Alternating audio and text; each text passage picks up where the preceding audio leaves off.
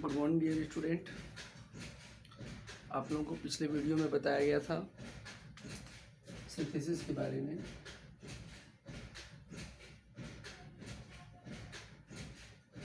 तो सिंथेसिस में आपको combination of simple sentences into one simple sentence, और उसका यूज़ आपको बताया गया था पार्टिसिपल, यूज़ ऑफ पार्टिसिपल बच्चों बताया गया था। पार्टिसिपल में आपको first present participle, present participle, आप लोगों को पहला प्रेजेंट पार्टिसिपल बताया गया था कि सब्जेक्ट एक होगा, मेन वर्ब अलग अलग होगा, और दोनों फाइनाइट वर्ब या मेन वर्ब में समय अंतराल बहुत कम होगा, तो वहाँ पे हम प्रेजेंट पार्टिसिपल लगाएंगे। ये आप लोगों को पिछले वीडियो में बताया गया था। इसमें आपका फॉर्मूला भी बताया गया था कि जो कार्य पहले होगा उसके मेन वर्ब की फर्स्ट फॉर्म को आईएनजी में चेंज करेंगे, प्लस ऑब्जेक्ट लिखेंगे, फिर कॉमा, फिर जो सेकेंड सेंटेंस होगा उसको हम वैसे ही लिख देंगे। ठीक है बच्चों, ये आपको पिछले वीडियो में अबाउट सिंथेसिस टॉपिक पे बताया गया था। आप उसे अगर देखना चाहें, जिन बच्चों को नहीं देखे हैं, छूट गया हो, तो आपको पिछला वीडियो देखेंगे तो उसमें मिलेगा आपको। तो ये चीज़ें आपको बताई गई थी। आज हम लोग पढ़ेंगे बच्चों, आज हम लोग पढ़ेंगे पास्ट परफेक्ट के बारे में। ठीक है बच्चों, तो पास्ट परफेक्ट जो होता है वो पास्ट परफेक्ट कैसा होता है, उसकी पहचान क्या होती है, उसको कंबाइन कैसे करते हैं, उसको जोड़ते कैसे, उसके एग्जाम्पल कैसे होते हैं, उसके बारे में जानेंगे। और पास्ट परफेक्ट की और खासियत बच्चों की, वो प्रेजेंट परफेक्ट और प्रेजेंट पार्टिसिपल और पास्ट पार्टिसिपल, इन दोनों चीज़ों से थोड़ा अलग होता है, उसकी पहचान थोड़ी अलग होती है। तो आज हम उसके बारे में, चलिए बच्चों स्टार्ट करते हैं। तो आज का है टॉपिक पास्ट पार्टिसिपल और class 11th and 12th। Past participle, ठीक है बच्चों। अब ये पास्ट पार्टिसिपल है क्या? पास्ट पार्टिसिपल के बारे में आइए जानते हैं, सीखते हैं कैसे पहचानेंगे कि पास्ट पार्टिसिपल है। पार्टिसिपल की पहचान आपको बताएगी, सब्जेक्ट एक होगा, मेन वर्ब अलग अलग होगी, तो वहाँ पे हम पार्टिसिपल का प्रयोग करेंगे। पास्ट पार्टिसिपल क्या बच्चों दिखेगा, दो सेंटेंस होंगे, सब्जेक्ट होगा प्लस हेल्पिंग वर्ब होगा प्लस मेन वर्ब होगा प्लस ऑब्जेक्ट होगा। सेकेंड सेंटेंस भी ऐसा होगा, सब्जेक्ट होगा प्लस हेल्पिंग वर्ब होगा प्लस मेन वर्ब होगा प्लस ऑब्जेक्ट होगा। ध्यान सुनेंगे बच्चों, ये है पास्ट पार्टिसिपल की पहचान। इसमें क्या बताया जाता है, एक वाक्य का सब्जेक्ट ऑब्जेक्ट, पहले वाक्य का ऑब्जेक्ट या एक वाक्य का ऑब्जेक्ट दूसरे वाक्य का सब्जेक्ट हो। जब एक वाक्य का ऑब्जेक्ट दूसरे वाक्य का सब्जेक्ट हो और जो दूसरा वाक्य हो वो पैसिव में हो। पूरी पहचान ध्यान सुनेंगे बच्चों। जब एक वाक्य का ऑब्जेक्ट दूसरे वाक्य का सब्जेक्ट हो और दूसरा वाक्य पैसिव वॉइस में हो, ठीक है, तो वहाँ पे हम पास्ट पार्टिसिपल का प्रयोग करते हैं। ठीक है बच्चों, जब एक वाक्य का सब्जेक्ट दूसरे वाक्य का ऑब्जेक्ट हो और दूसरा वाक्य पैसिव वॉइस में हो, तो वहाँ पे हम पास्ट पार्टिसिपल का प्रयोग करते हैं। ठीक है बच्चों, अब इसको जोड़ेंगे, कैसे जोड़ेंगे, हाउ टू कंबाइन, इसको जोड़ेंगे कैसे, इसके जोड़ने के नियम क्या है। तो जोड़ने के नियम एक बार मैं फिर से बोल देता हूँ, केवल आप लोग ध्यान सुन लेंगे। जोड़ने के नियम ये है कि दोनों वाक्यों को पढ़ेंगे, जब आपको ऐसी पहचान मिलेगा कि एक वाक्य का ऑब्जेक्ट दूसरे वाक्य का सब्जेक्ट होगा और जो दूसरा वाक्य होगा वो पैसिव वॉइस में होगा।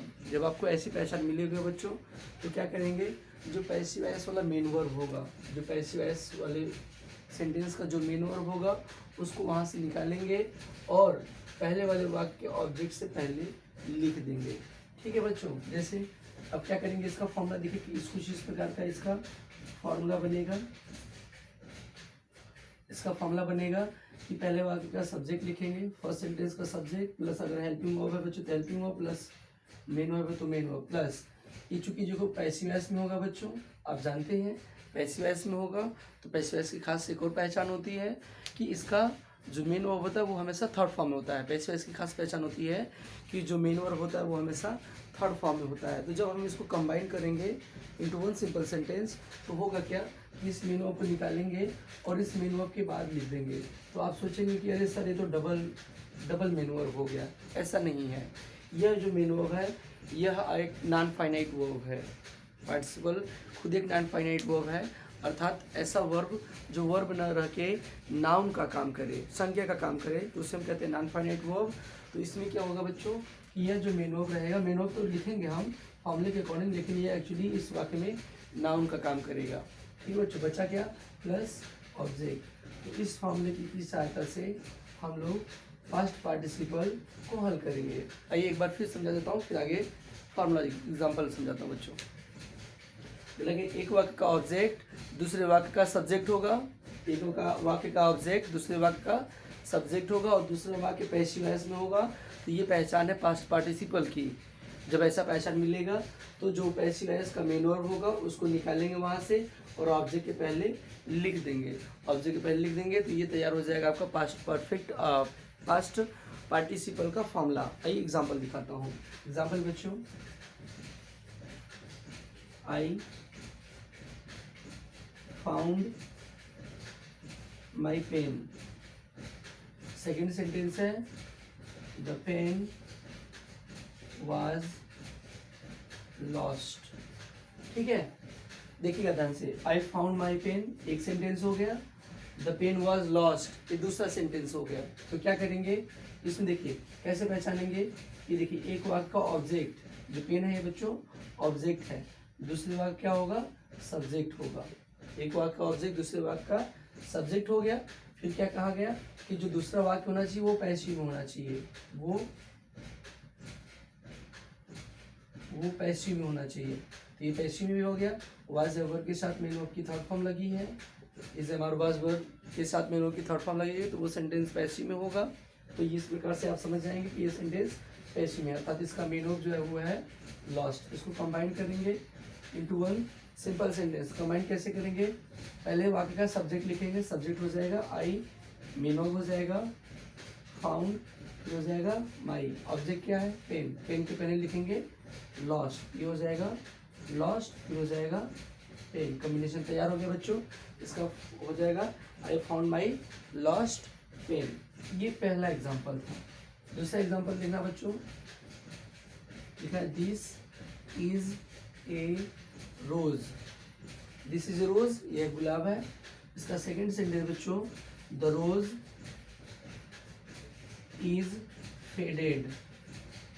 फेडेड मतलब मुरझाया हुआ है ना। इसमें देखिए एक वाक्य यह ऑब्जेक्ट हो गया, दूसरे वाक्य में सब्जेक्ट हो गया।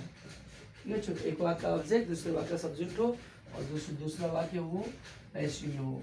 तो यहाँ पे हम लगाएंगे पास्ट पार्टिसिपल।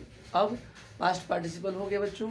अब इसको हम क्या करेंगे, जोड़ेंगे। जोड़ने के लिए क्या कहा गया, जो मेन वर्ब होगा उसको निकालेंगे और ऑब्जेक्ट से पहले लिख देंगे। तो इसको जब हम कंबाइन करेंगे तो कॉम्बिनेशन का फॉर्मूला इसका क्या बनेगा, ध्यान देंगे। कॉम्बिनेशन का फॉर्मूला बनेगा, इसका एक सेंटेंस बनेगा दिस इज ए, फिर मेन वर्ब हो जाएगा faded. This is A faded, object है रोज, दिस इज ए फेडेड रोज। तैयार हो गया बच्चों। और इसे आप लोग लिख लीजिए, देख लीजिए, समझ लीजिए।